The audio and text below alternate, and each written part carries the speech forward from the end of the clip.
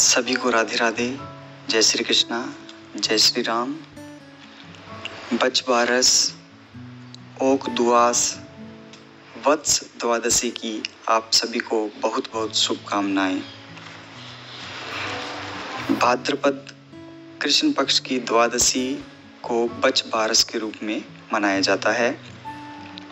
इस दिन स्त्रियां मूंग, मोठ तथा बाजरा आदि अंकुरित करके मध्याह्न के समय बछड़े को खिलाती है और व्रत भी रखा जाता है और इसी अन्न को सेवन किया जाता है, इसी अन्न का सेवन किया जाता है।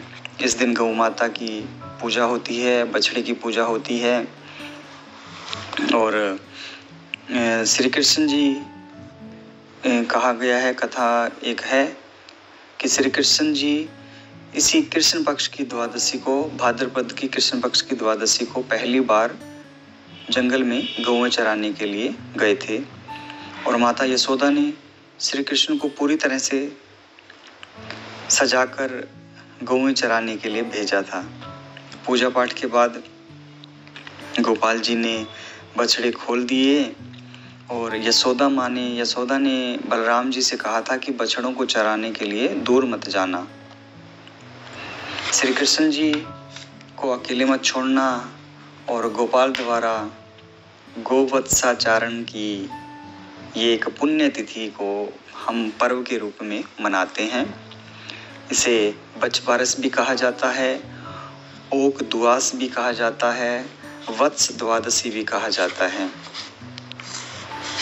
और इसी में एक पौराणिक कथा और भी है कि एक सास और बहू थी और सास को गाय चराने के लिए वन में जाना था।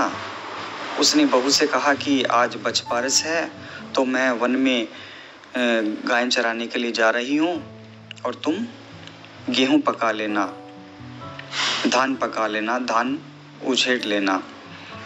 बहू काम में व्यस्त थी, उसे ध्यान से सुना नहीं गया और उसे लगा कि सास ने कहा है कि गेहूँला और धानुला को पका लेना। गेहूँला और धानुला दो बछड़ों के, जो दो बछड़े थे उनके नाम थे। बहू को सही नहीं लगा कि सासू माँ ने ऐसा क्यों कहा है, लेकिन सासू माँ ने कहा है, अगर उनका कहा नहीं कहा माना जाएगा तो वो गुस्सा करेंगे और उन्होंने बछड़ों को काट कर पकाने के लिए चढ़ा दिया। सास के लौटने पर बहू बोलने लगी कि सासू माँ बछड़े, तो सासू माँ ने बीच में ही बात काटी और कहा कि पहले हम गौ माता की पूजा कर लेते हैं, फिर बछड़ों की भी पूजा करेंगे। आज बच बारस है। और अब तो बहू अपनी गलती समझ गई और वह बहुत घबरा गई। मन ही मन भगवान से प्रार्थना करने लगी कि हे भगवान, मेरी लाज रखना, मुझसे बहुत बड़ी गलती हो गई है, मुझे क्षमा करना।